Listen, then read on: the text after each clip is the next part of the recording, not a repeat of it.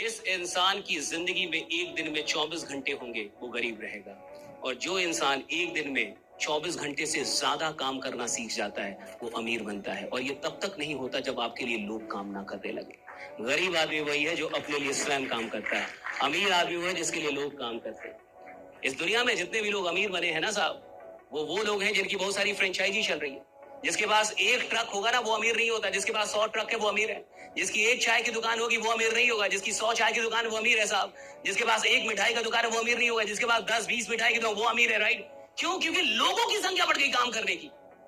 मेरे पास 100 ट्रक है तो कितने लोग काम कर रहे हैं? 100 ड्राइवर अगर एक दिन में 8 घंटे काम कर रहा है तो कितने घंटे काम हो रहा है? 800 घंटे।